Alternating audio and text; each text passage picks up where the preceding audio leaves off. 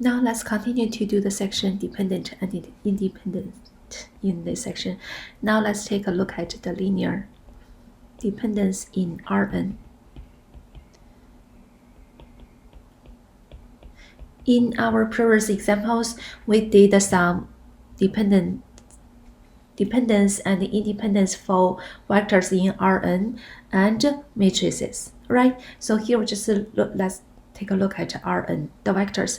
For example, for V1, let's have a review. 1, 2, 3. Just just give you some, create some like random vectors. 0, 1, 0, for example, and the V3, which is 5, 6, 7. Okay, for example, we want to test they are dependent or independent in Rn, so we just do this way, right? C1, V1, 1, 2, 3, C2, 0, 1, 0, and C3, which 5, 6, 7 equals 0, 0, 0. And we find the three equations. They are C1 plus 0 times C2, so which is 0. Okay, we can write times C2, and plus 5C3 equals 0. Second equation, 2C1, C2, 6C3 equals 0. And the last one is 3C1 plus 0C2 plus 7C3 equals 0. This is what we did before, right? And we test, do we have zero solution, only zero solution, or non-zero solution? Now let's take a look at this linear system. This linear system, we can write down this as what? As AC equals 0. Is that right? AC equals 0. And C are unknowns. And the C here, they are vector like C1, C2, C3. This is homogeneous with unknowns C1, C2, C3. And let's take a look at what is A. What's the A? A is made by, let's see, if we just look at the A matrix. That means coefficient matrix 1, 0, 5, and 2, 1, 6, 3, 0, 7, right? Actually, you can see the first column is just V1. Second column, V2. Third column is V3. Actually, what is the vector? What is the A matrix? A matrix is made by V1, V2, V3 here in this case, right? And in general, actually, if we have like V1 till Vk, we have those vectors be a set of vectors in Rn.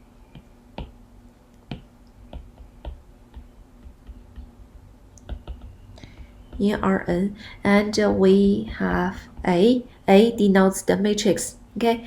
Denotes which one? The matrix made by those vectors V1, we just write down those vectors as column vector, okay? As column vectors. Defined to be this way. And then we get a linear system, AC equals 0, okay? And let's see the theorem. Dependent means what? Dependent means there is non-zero C, right? So that means AC equals 0 has non-zero solution. Okay. So all the zero solutions are called the trivial solution. So we can also say non-trivial solution. Non-trivial. Okay. Zero solution means trivial solution, and here non-zero solution. Either way, you can remember either way, but just means dependent means has no non-zero solution. This is theorem 2.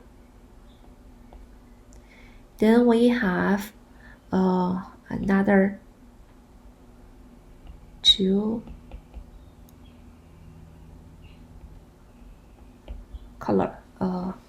corollary. So let's see the first one. Okay, if k is greater than n, then what's the meaning? That means the number of vectors is greater than the dimension of the vector. So this is dependent, linearly dependent. So what's the meaning of that one? K, here I'm going to write down, k is the number of vectors, and the n means the dimension of the vector space.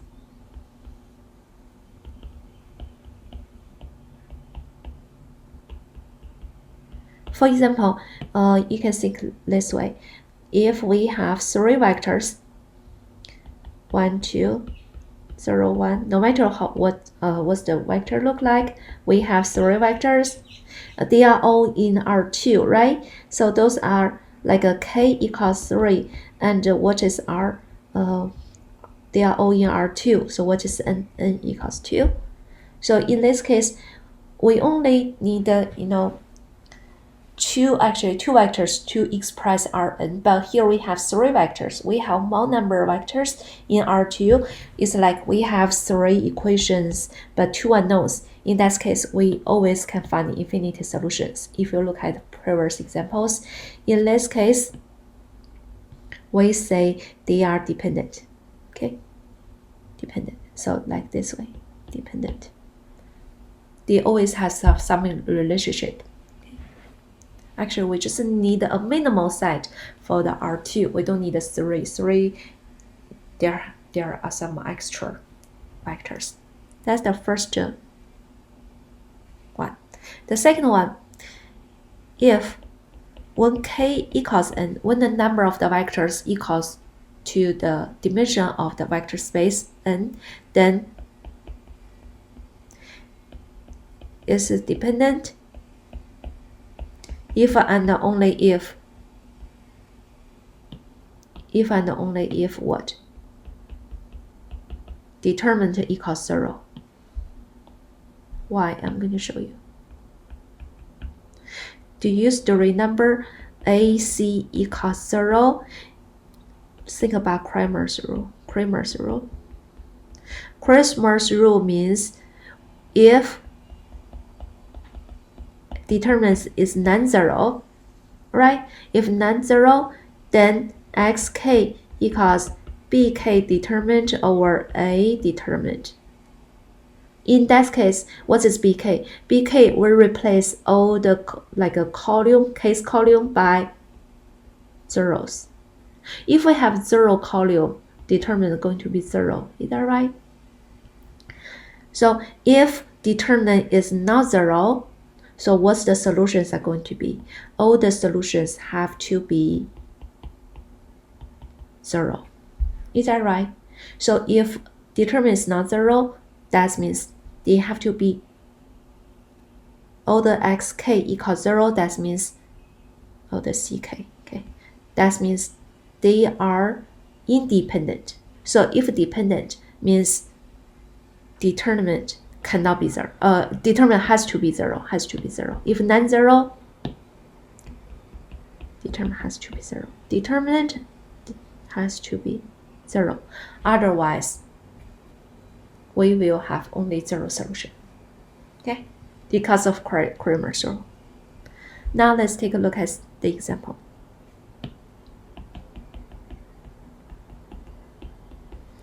Let's see. Here, the first one, we have 2 problems. The first one, we have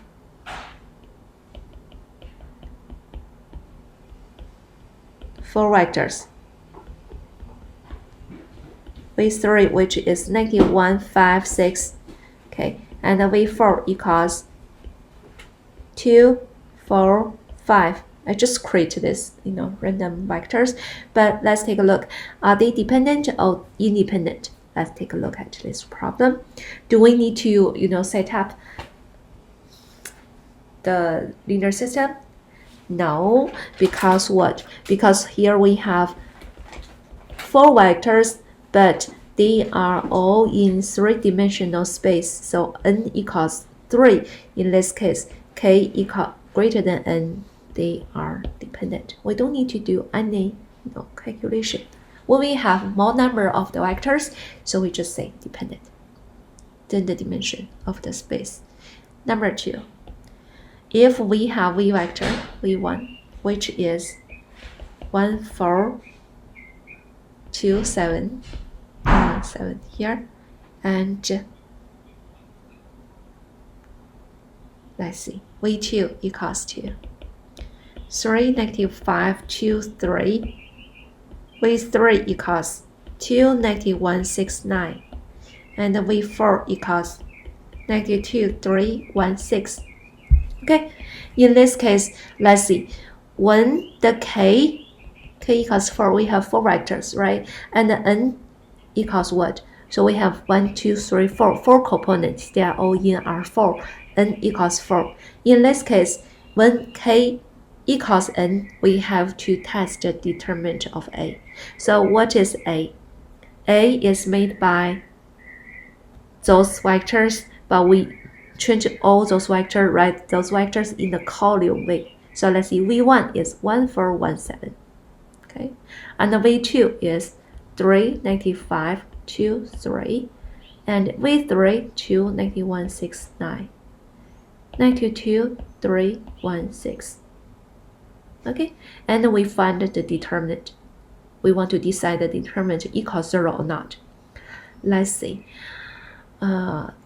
We did this several times in the last week. Okay, we just simplify, right? We can use 1 to make others into 0. Okay, we can use the first one to make other into 0 and use the first column, expand, and then further simplify. So this is negative 462. This is not 0.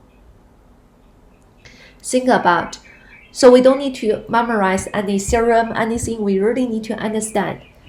Cramer's rule means if determinant is not 0, that means we only have 0 solution. In that case, that means C1, C2, C3, C4, they are all zeros. That means what? Independent, right? So independent in this case. And here's the exercise problem. You can try. But we also have this in the homework. Firstly, you just look at the number of the vectors. Is same as the dimension or not? If it's same, we do the determinants. If not same, you need to see, like, we have more numbers vectors. So let's see, k equals 4, n equals 3. They are dependent, right? Dependent. Next, we are going to do some dependence and independence of functions.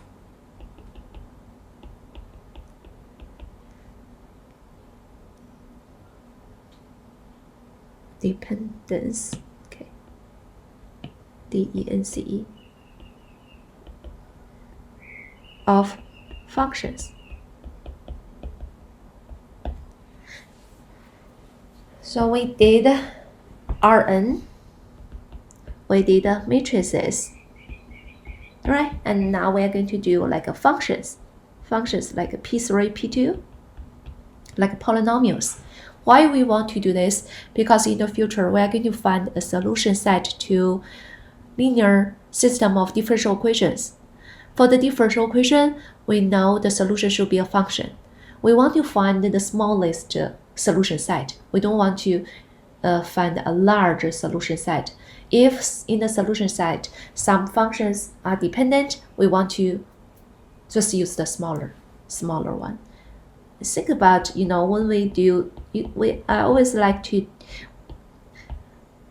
have one example in my mind. They can span R2, so we don't need the extra, we don't need the extra vector to express R2, right?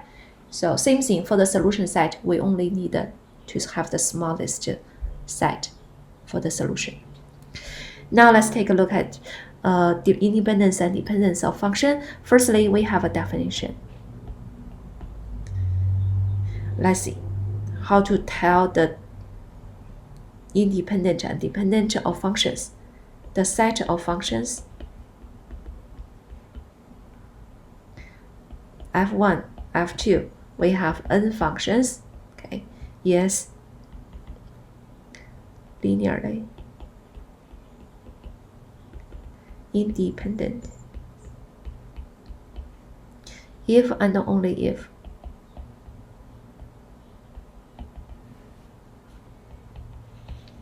the values of,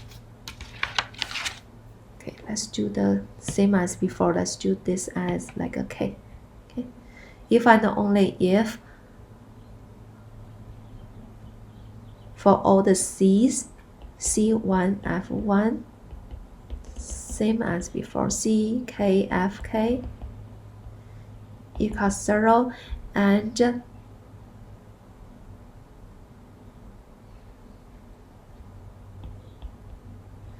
all the c's, so independent means all the c nu p need to be zeros. Okay, ck equals 0. But it's kind of difficult. This is the definition same as before, just a linear combination with all the c equals 0, then it's called independent. But for the functions, we have another way to test it. So for vectors, we test the determinant of A is like a equals 0 or not, right? 0 or not, and we say dependent or independent. But for the functions, we have similar thing. It's called Wronskian of functions. So let's take a look at the definition 4. It's also given by determinant. So that we have functions f1, fk, b functions, and the like Wronskian of these functions is this one. We write down this as like a w. Okay, f1 made by those functions, and this equals to what? Determinant. Let's take a look. Don't worry too much. This is just definition now. Okay, determinant, and we write down f1, f2, fk in the first row, and the second row we take the derivative of those functions. And then we take the second derivative. Keep taking the derivative. And we skip. And the last row, which is f1 to the k minus 1 derivative. Other derivative, fk minus 1 derivative. Actually, this is k by k matrix determinant. So it's kind of difficult to see from here, right? I'm going to show you an example. We are going to do just two functions, okay? Let's take a look at this function.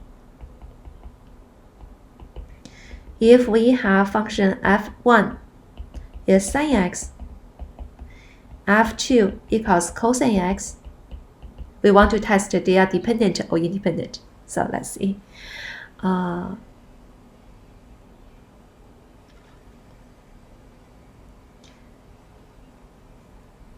We want to find, let's find the Wronskian. Okay, firstly, f1, f2. f1, f2 equals, firstly, determinant.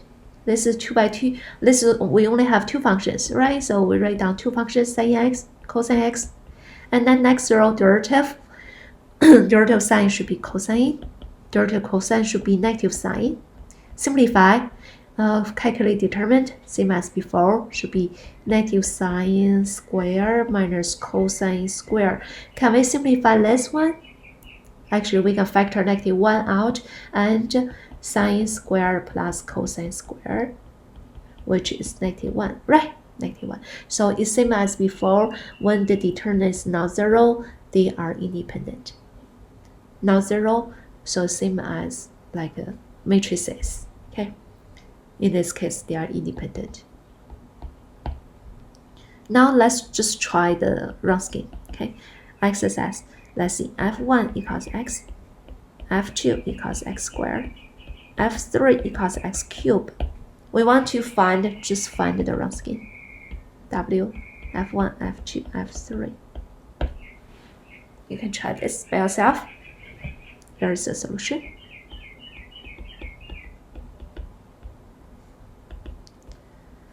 determinant. X squared, x cubed, and derivative 1, 2x, 3x squared. And because it's 3 by 3, I need to continue to do the derivative. 2, 6x, and calculate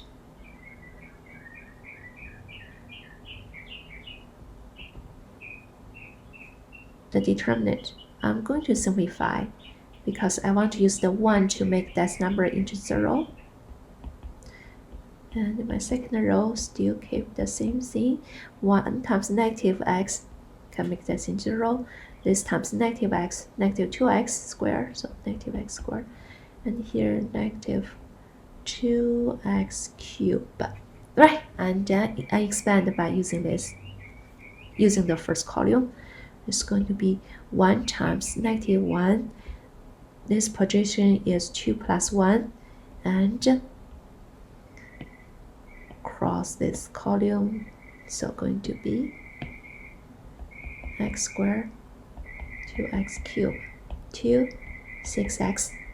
Simplify, so going to be negative because this is negative, right? Give us negative c, and here should be negative 6x cubed minus that one, so should be minus negative should be plus 4x cubed. After we simplify, this equals negative 2x cubed, negative and positive 2x cubed.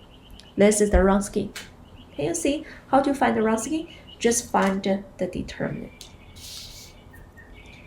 So next, let's take a look at theorem. Theorem 3 says how to tell the functions are independent or dependent. Okay, so let's see if the Wronski of f1 to fk is non-zero.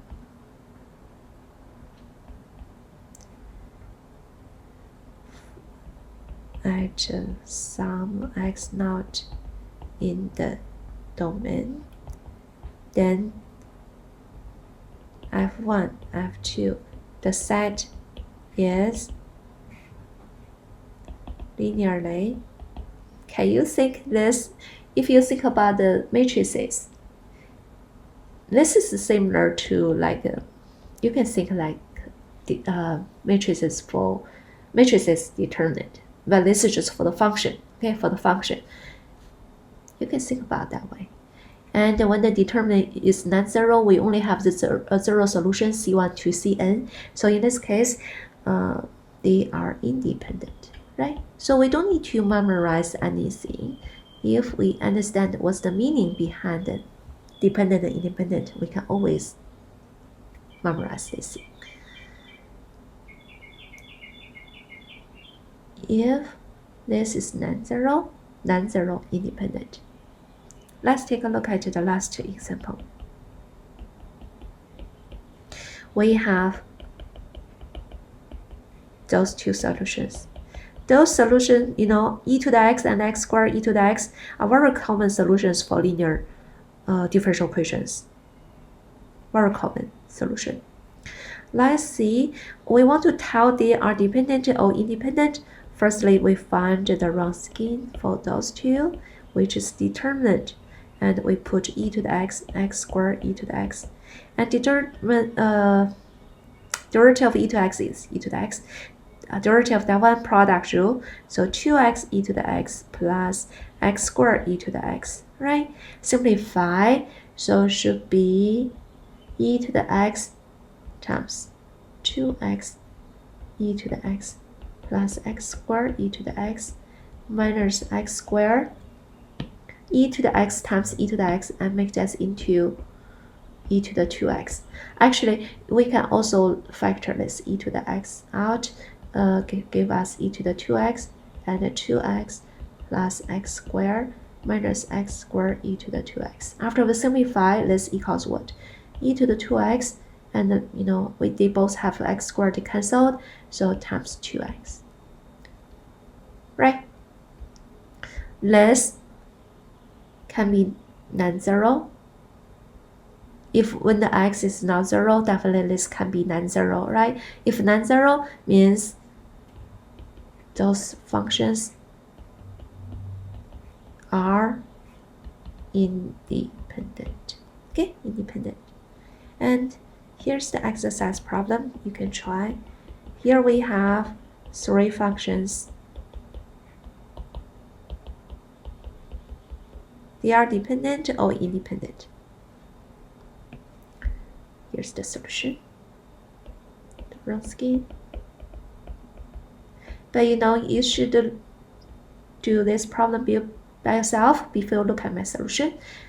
Here is just for you to practice.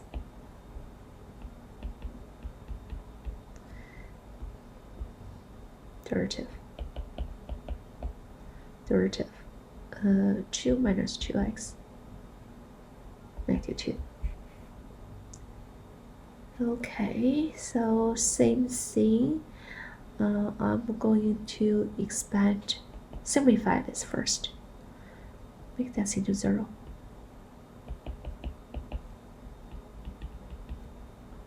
Two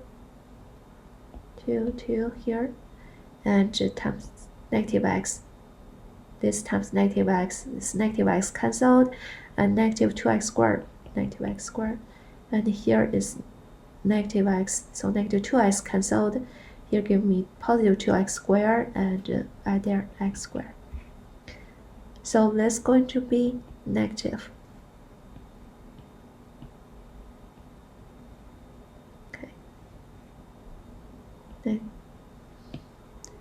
Negative x squared, and 2.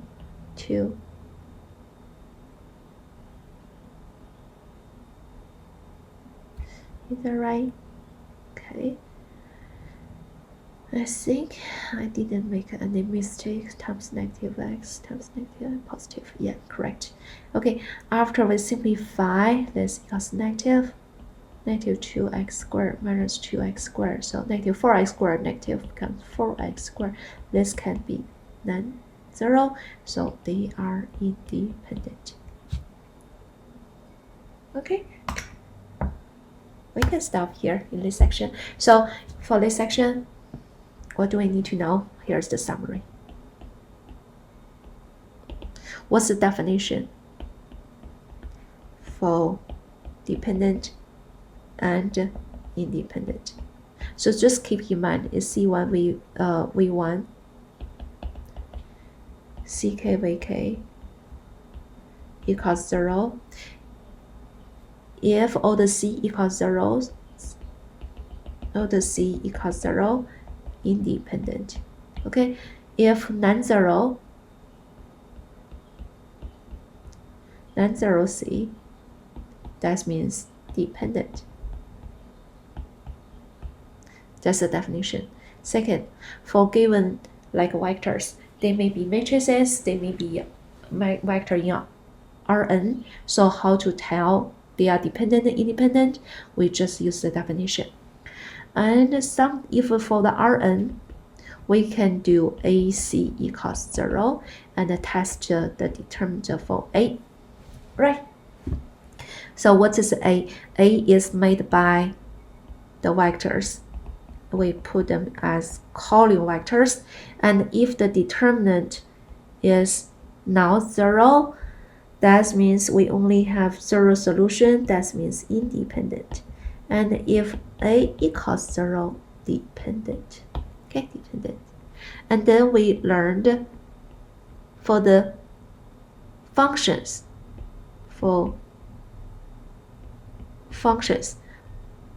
we learned the Wronskian FK, which is determinant, right? So the first row they are functions, second row take the derivative, take the derivative, and if the Wronskian is non-zero, that means independent, otherwise dependent, right? So that's all we need to know for this section.